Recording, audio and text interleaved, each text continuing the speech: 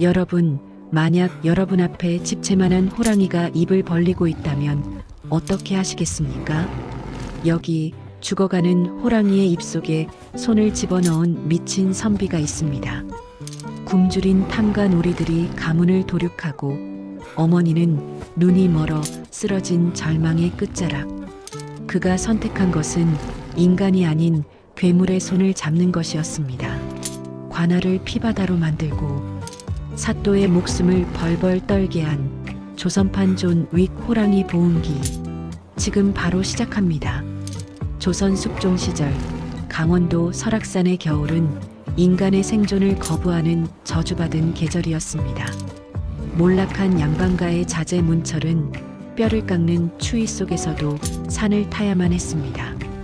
그의 가문은 간신들의 모함으로 멸문지화를 당했고 아버지는 거열령에 처해졌으며 남은 것은 눈먼 노모와 무너져가는 초막뿐이었지요. 문철의 손은 약초를 캐느라 이미 지문이 닳아 없어져 피가 맺혀 있었습니다. 하늘도 무심하시지. 정녕 우리 가문을 이토록 처참하게 버리시는 겁니까? 문철의 절규가 서람풍에 흩어지던 그때였습니다. 짐승의 단말마 같은 괴성이 깎아지른 절벽 아래에서 들려왔습니다. 소리가 나는 곳은 마을 사냥꾼들이 절대 발을 들이지 않는 귀신 골짜기였습니다.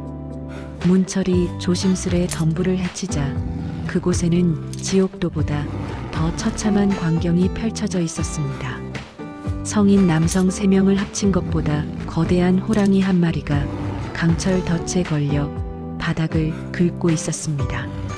덫의 날카로운 이빨은 호랑이의 앞발뼈를 이미 지식여 놓았고 녀석이 몸부림칠 때마다 붉은 선혈이 하얀 눈 위를 화마처럼 적셨습니다.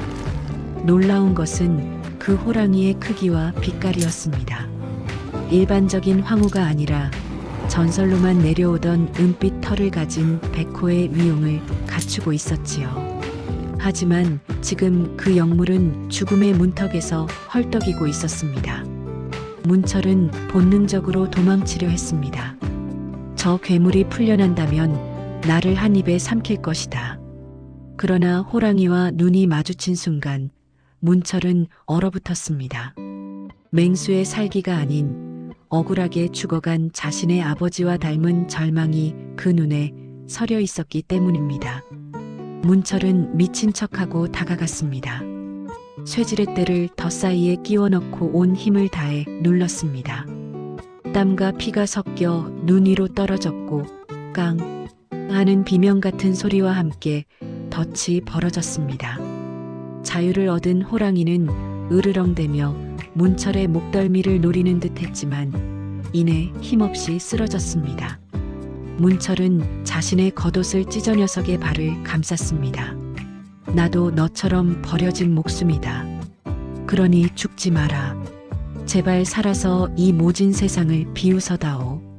문철은 정신을 잃은 호랑이를 지게에 싣고 산을 내려왔습니다. 인간의 힘으로는 불가능한 일이었으나 가문을 일으켜야 한다는 광기 어린 집념이 그에게 괴력을 불어넣었습니다. 철아, 밖에서 짐승의 냄새가 나는구나. 대체 무엇을 들여온 게냐? 방 안에서 노모가 떨리는 목소리로 물었습니다. 문철은 거친 숨을 몰아쉬며 거짓말을 했습니다. 어머니, 다친 송아지 한 마리를 구했습니다. 잘 치료해서 장터에 팔면 약값을 마련할 수 있을 겁니다. 문철은 뒷마당 헛간을 개조해 호랑이를 숨겼습니다. 녀석의 이름은 백두라 지었습니다. 문철은 매일 밤 잠을 자지 않고 백두를 돌봤습니다. 산에서 캔 귀한 약초를 가루내어 상처에 뿌려주고 자신의 끼니인 고구마와 옥수수를 으깨어 녀석의 입에 넣어주었습니다. 백두는 처음 며칠간은 음식을 거부하며 문철의 팔을 물어뜯으려 했지만 문철은 피가 흐르는 팔을 내주면서도 녀석의 눈을 피하지 않았습니다. 죽이려거든 죽여라. 하지만 살고 싶다면 먹어야 한다. 문철의 서늘한 목소리에 백두는 서서히 마음을 열기 시작했습니다. 상처가 아물어가면서 백두의 야성이 깨어났습니다. 녀석은 이제 고기를 원했습니다. 문철은 마을 사람들이 버린 동물의 내장이나 쥐를 잡아다 먹이며 녀석의 기력을 보충했습니다. 3달이 지나자 백두는 다시 일어섰습니다. 헛간이 좁게 느껴질 만큼 거대해진 백두는 이제 밤마다 문철의 방, 문 앞에 앉아 그가 글 읽는 소리를 들었습니다. 하지만 마을에는 흉흉한 소문이 돌았습니다. 문철의 집에서 밤마다 귀신 씹나락 까먹는 소리가 들린다더라. 산에서 실종된 나무꾼들이 사실은 문철이 키우는 괴물의 밥이 된 게 아니냐는 괴담이었습니다. 문철은 고립되었습니다. 하지만 그는 행복했습니다. 평생 사람에게 배신당해온 그에게 말없는 맹수, 백두는 세상에서 가장 정직하고 따뜻한 유일한 동반자였기 때문입니다. 어느덧 백두는 소 한 마리를 단숨에 제압할 만큼 거대한 성체가 되었습니다. 은빛 털은 달빛 아래서 칼날처럼 번뜩였고 그가 한번 포효하면 온 산의 짐승들이 숨을 죽였습니다. 문철은 이제 백두를 가두어둘 수 없음을 깨달았습니다. 백두야, 이제 산으로 가거라. 이곳은 너에게 너무 좁고 위험하다. 문철이 눈물을 머금고 녀석을 밀어냈습니다. 하지만 백두는 떠나지 않았습니다. 오히려 문철의 도포 자락을 물고 산 깊은 곳으로 이끌었습니다. 안개가 사람의 폐를 찌르는 듯한 죽음의 계곡을 지나 백두가 멈춰선 곳은 천길 낭떠러지 아래 숨겨진 평지였습니다. 그곳을 본 문철 자리에 주저앉았습니다. 수백 년 된 산삼들이 마치 잡초처럼 무더기로 자라나 있었고 바닥에는 금방이라도 터져나올 듯한 사금들이 냇물에 씻겨 빛나고 있었습니다. 이게 다 내가 나에게 주는 선물인 것이냐? 백두는 조용히 문철의 어깨에 머리를 기댔습니다. 문철은 산삼을 캐고 사금을 모아 한양의 거상들에게 넘겼습니다. 삽시간에 몰락한 선비 문철은 고을에서 가장 큰 부자가 되었습니다. 그는 으리으리한 기와집을 짓고 노모에게 비단옷을 입혔습니다. 그러나 부는 독을 품은 꽃과 같았습니다.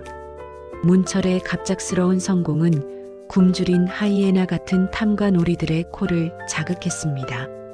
새로 부임한 사또 박만우는 잔인하기로 소문난 인간 사냥꾼이었습니다. 그는 문철을 관하로 불러들여 고문을 시작했습니다. 이 비천한 놈아, 내 놈이 산적들과 결탁해 나라의 보물을 훔친 것을 다 안다. 당장 산삼밭의 위치를 불지 않으면 내 어미의 눈을 도려내겠다. 문철은 주먹을 쥐었습니다. 피가 손톱 사이로 흘러나왔지만 그는 결코 입을 열지 않았습니다. 백두와의 약속, 그리고 자연의 비밀을 그 추악한 자들에게 넘겨줄 수 없었기 때문입니다. 박사또는 결국 문철의 노모를 인질로 잡았습니다. 내일 아침까지 말하지 않으면 내 어미를 성문 앞에 매달아 까마귀 밥으로 주겠다. 문철은 지하 감옥에 갇혀 절망했습니다. 온몸의 뼈가 으스러지는 고통보다 백두를 다시 보지 못할지도 모른다는 슬픔이 더 컸습니다. 그날 밤 설악산 전체가 흔들리는 듯한 거대한 진동이 시작되었습니다. 어흥, 그것은 지옥의 문이 열리는 소리였습니다. 백두가 산에서 내려온 것입니다. 관아의 담장은 백두의 앞발 한 번에 종이장처럼 무너졌습니다. 포졸들이 창을 들고 달려들었지만 백두는 거대한 폭풍처럼 그들을 휩쓸어 버렸습니다. 비명소리가 관아의 정적을 깨웠고 마당은 순식간에 포졸들의 선열로 붉게 물들었습니다.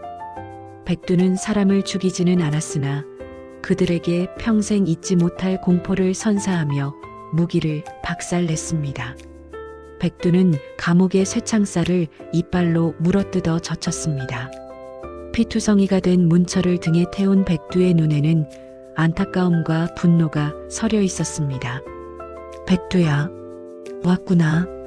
문철이 기력을 잃고 쓰러지자 백두는 사또의 처소로 향했습니다. 박사또는 바지에 오줌을 지린 채 벌벌 떨고 있었습니다. 백두는 사또의 목덜미 앞에 입을 크게 벌려 뜨거운 숨결을 내뱉었습니다. 한 번만 더 내 주인과 그 가족을 건드리면 내 놈의 영혼까지 씹어 삼키겠다. 맹수의 무언의 경고를 들은 사또는 그 자리에서 기절해 버렸습니다. 잠시 물러났던 박사또는 광기에 휩싸였습니다.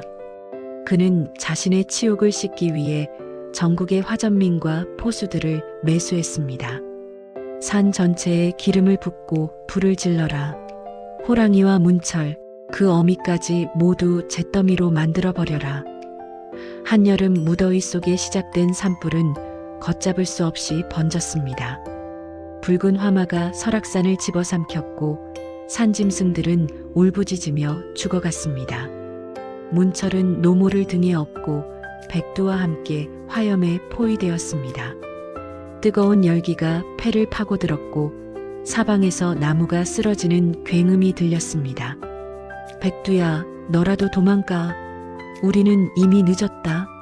문철이 절규했지만 백두는 오히려 문철과 노모를 감싸 안으며 불길 속으로 뛰어들었습니다. 백두의 털이 타들어가는 냄새가 진동했지만 녀석은 멈추지 않았습니다. 기적 같은 일이 일어났습니다. 백두가 안내한 곳은 계곡 끝에 거대한 폭포 뒤 동굴이었습니다. 그곳은 물줄기가 거세어 불길이 닿지 않는 유일한 피난처였습니다. 백두는 온몸에 화상을 입은 채 문철의 가족을 동굴 깊숙한 곳에 눕혔습니다. 녀석의 아름답던 은빛 털은 검게 그을리고 군데군데 살점이 보였지만 백두는 아픔을 참으며 동굴 입구를 지켰습니다. 인간의 탐욕이 만들어낸 지옥불 속에서 짐승의 헌신이 생명의 불씨를 지켜낸 것입니다. 불이 꺼진 뒤 설악산은 검은 재만 남은 황무지가 되었습니다. 박사또는 포수 수백 명을 거느리고 산을 수색했습니다. 시체라도 찾아내라. 그 호랑이의 뼈라도 가져와야 내분이 풀리겠다. 하지만 그들이 폭포 근처에 다다랐을 때 믿을 수 없는 광경을 목격했습니다. 검게 타버린 숲 사이로 한 마리가 아닌 수십 마리의 호랑이들이 길을 막고 서 있었습니다.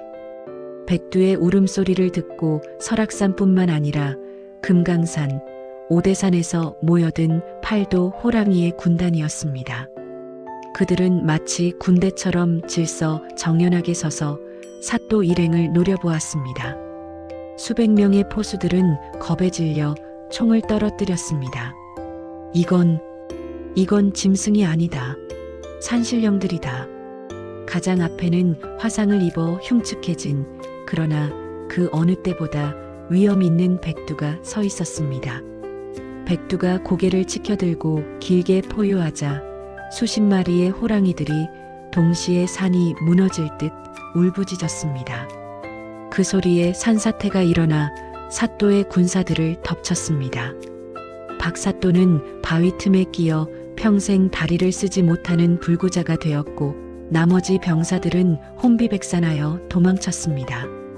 이후 설악산은 호랑이의 땅이라 불리며 감히 누구도 침범하지 못하는 성역이 되었습니다. 조정에서는 이 기이한 사건을 조사하기 위해 암행어사를 파견했습니다. 어사는 문철의 효심과 박사또의 악행을 명백히 밝혀냈습니다. 사또는 사약을 받았고 문철은 가문의 명예를 완전히 회복하여 고을의 현감으로 제수되었습니다. 하지만 문철은 관직을 거절했습니다. 사람의 마음보다 짐승의 의리가 더 깊은 것을 보았으니 어찌 다시 저작거리의 탐욕 속에 살겠습니까? 문철은 노모와 함께 산 아래 작은 은거지를 짓고 평생 약초를 캐며 살았습니다. 백두는 산으로 돌아갔지만 매월 보름달이 뜨는 밤이면 문철의 집 마당에 나타났습니다. 문철은 백두를 위해 가장 좋은 고기를 준비했고 백두는 문철의 배를 베개 삼아 함께 별을 보았습니다. 세월이 흘러 문철이 천수를 누리고 세상을 떠나던 날 마을 사람들은 기이한 풍경을 보았습니다. 수천 마리의 새들과 산짐승들이 문철의 집 주위를 에워싸고 슬피 울었으며 그날 밤 백두의 장엄한 울음소리가 밤새도록 설악산 골짜기를 메웠습니다. 다음 날 문철의 무덤가에는 백두가 물어다 놓은 세상에서 가장 아름다운 꽃들이 가득 놓여 있었습니다. 오늘날에도 설악산 깊은 곳에 들어가면 바람소리 사이로 낮은 으르렁거림이 들린다고 합니다. 사람들은 그것이 백두의 후손들이 문철의 무덤을 지키는 소리라고 믿습니다. 문철의 후손들 또한 대대로 산짐승을 정성껏 돌보았으며 그 가문은 조선 최고의 의원 가문으로 번창했다는 기록이 전해집니다. 이 이야기가 우리에게 주는 교훈은 명확합니다. 인간은 때로 자신의 이익을 위해 부모와 형제도 배신하지만 짐승은 한 번 입은 은혜를 죽음으로 갚는다는 사실입니다. 짐승만도 못한 사람이라는 말이 얼마나 무거운 죄인지를 백두와 문철의 우정은 보여주고 있습니다.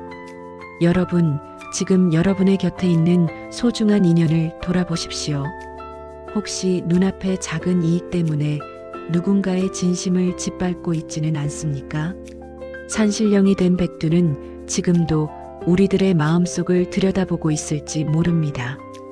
은혜를 잊지 않는 자에게는 산삼의 축복을, 배신하는 자에게는 맹수의 심판을 내리면서 말이요. 오늘 이야기가 가슴에 깊은 울림을 주었다면 구독과 좋아요 부탁드립니다. 여러분이 겪은 신비한 동물들의 이야기가 있다면 댓글로 공유해주세요. 저는 다음에도 더 자극적이고 감동적인 옛날 이야기로 찾아뵙겠습니다. 시청해주셔서 감사합니다.